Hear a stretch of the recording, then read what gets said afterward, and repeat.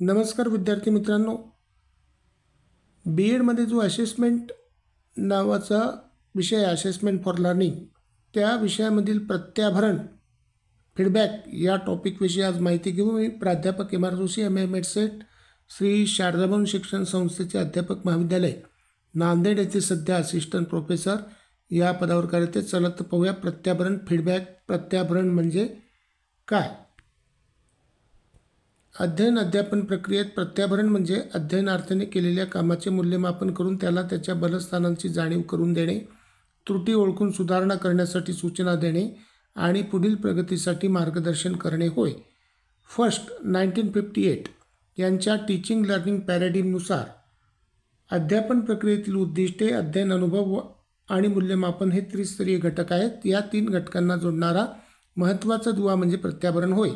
उद्दिष्टे निश्चित केल्यानंतर, अध्ययन अनुभव निवडल्यानंतर व मूल्यमापन केल्यानंतर प्रत्याभरण हे विद्यार्थी आणि शिक्षक या दोघांमध्ये सुधारणा घडविणारे सर्वात प्रभावी साधन ठरते। तर हा दुसरा व्हिडिओ आहे, प्रत्याभरणाचे प्रकार भाग दुसरा। तिसरा जो प्रकार आहे प्रत्याभरणाचा तो आहे रचनात्मक प्रत्याभरण, कन्स्ट्रक्टिव्ह फीडबॅक। विद्यार्थ्यांच्या शिकण्याच्या प्रक्रियेत त्यांचे गुणदोष निदर्शनास आणून देऊन दोष दुरुस्त करण्यासाठी नेमके आणि सकारात्मक मार्गदर्शन करणारे, प्रगतीस प्रोत्साहन देणारे प्रत्याभरण म्हणजे रचनात्मक प्रत्याभरण होय। थोडक्यात फक्त चुका दाखविण्याऐवजी सुधारणा करण्यासाठी दिशा देणारे आणि आत्मविश्वास वाढविणारे प्रत्याभरण म्हणजे रचनात्मक प्रत्याभरण होय। रचनात्मक प्रत्याभरण हे तोंडी किंवा लेखी स्वरूपात असू शकते। आता याची वैशिष्ट्ये काय? या प्रकारच्या प्रत्याभरणात चुका दाखवताना विद्यार्थ्याचा आत्मविश्वास न ढळता तो कसा वाढेल याची काळजी घेतली जाते। कोणती बाब चांगली आहे आणि कोणती सुधारायची आहे हे थेट सांगितले जाते। दोष दाखवून थांबत नाही तर पुढे कसे सुधारावे याचे मार्गदर्शन यामध्ये दिले जाते। प्रत्येक विद्यार्थ्याच्या पातळीप्रमाणे प्रत्याभरण बदलले जाते। प्रशंसा आणि सुधारणा सुचविणे यांचा योग्य समतोल राखला जातो। भावनांपेक्षा निकषांवर आधारित टिप्पणी केली जाते। शब्दांचा सूर सौम्य, प्रोत्साहन देणारा आणि आत्मविश्वास वाढविणारा असतो। विद्यार्थ्याला त्वरित आणि प्रत्यक्ष सुधारणा करण्यास मदत होते। विद्यार्थ्याला विचार करण्यास, स्वतःचे निरीक्षण करण्यास प्रवृत्त करते। केवळ निकालावर नाही तर शिकण्याच्या प्रक्रियेवर लक्ष केंद्रित केले जाते। आता यामध्ये शिक्षकांसाठी काही सूचना आहेत की ज्यावेळेस आपण रचनात्मक प्रत्याभरण देतो किंवा फीडबॅक देतो त्यावेळेस सकारात्मक दृष्टी ठेवा। प्रत्याभरण देताना विद्यार्थ्यांच्या प्रयत्नांचे कौतुक करणे विसरू नका। स्पष्ट आणि नेमक्या सूचना द्या। काय चुकले आणि कसे सुधारावे हे थेट सांगावे। मार्गदर्शनात्मक पद्धती वापरा। दोष फक्त दाखवू नका, सुधारण्यासाठी योग्य दिशा सुचवा। संयम बाळगा। प्रत्याभरण देताना कठोर शब्द किंवा अपमानकारक सूर टाळा। संतुलन ठेवा। प्रशंसा आणि सुधारणा सुचविणे यांचा योग्य मेळ साधा। विद्यार्थ्यांच्या पातळीप्रमाणे प्रत्याभरण द्या। प्रत्येक विद्यार्थ्यासाठी वैयक्तिक आणि संदर्भानुरूप सूचना असल्या पाहिजेत। उदाहरणे वापरा। चूक कशी दुरुस्त करावी हे उदाहरणासह स्पष्ट करा। तात्काळ प्रत्याभरण द्या। शिकताना लगेच प्रत्याभरण मिळाले तर विद्यार्थी त्वरित सुधारणा करू शकतो। संवादात्मक ठेवा। विद्यार्थ्याला प्रत्याभरणावर विचार मांडण्याची संधी द्या।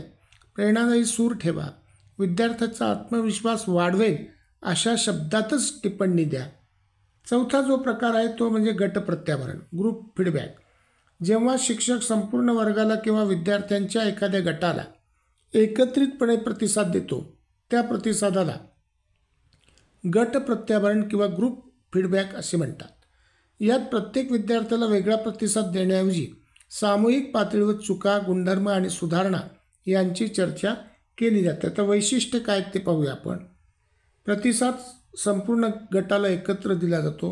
प्रत्येक विद्यार्थ्याला स्वतंत्र प्रत्याभरण न देता एका वेळी सर्वांना मार्गदर्शन करता येते। अनेक विद्यार्थ्यांकडून झालेल्या सारख्या चुका सर्वांसमोर मांडल्या जातात।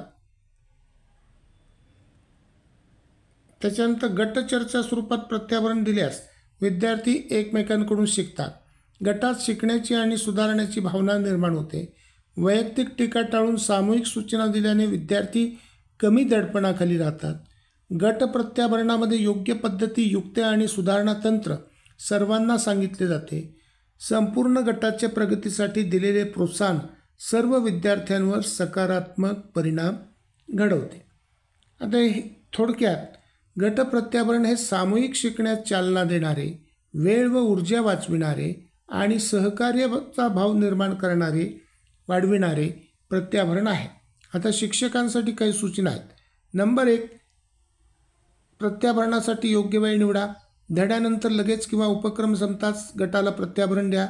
नंबर 2, सकारात्मक सूर ठेवा. टीका करताना गटातील कोणीही विद्यार्थी दुखावला जाऊ नये याची काळजी घ्या. नंबर 3, सामान्य चुका ओळखा. बहुतेक विद्यार्थ्यांनी केलेल्या सारख्या चुका स्पष्ट करा. नंबर 4, विशिष्ट उदाहरणे द्या. काय सुधारावे हे स्पष्ट करणारे नेमके मुद्दे सांगा. नंबर 5, प्रशंसा आणि सुधारणा यांचे संतुलन ठेवा. यामध्ये संतुलन ठेवा. चांगल्या गोष्टी अधोरेखित करूनच सुधारणा सुचवा. नंबर 6, विद्यार्थ्यांचा सहभाग वाढवा. गटाला विचारून त्यांच्याकडूनही उपाय किंवा मते जाणून घ्या. 7, गटाला प्रेरणा द्या. तुम्ही एकत्रित प्रयत्न केल्यास आणखीन उत्तम करू शकता अशा प्रकारच्या वाक्यांनी त्यांचा उत्साह वाढवा. 8, दबाव टाळा. व्यक्तिगत चुका सर्वांसमोर उघड करण्याऐवजी त्या सर्वसाधारण स्वरूपात मांडा. 9, तात्काळ प्रत्याभरण द्या. कार्यानंतर लगेच प्रतिसाद दिल्यास विद्यार्थ्यांना सुधारणा करता येते. आणि 10, संक्षिप्त पण प्रभावी बोला. जास्त लांब चर्चा न करता मुख्य मुद्द्यांवर लक्ष केंद्रित करा. तर मित्रांनो, प्रत्याभरणाचा हा दुसरा व्हिडिओ आपणास कसा वाटला ते नक्की कळवा. थँक्यू. सबस्क्राईब करा, शेअर करा.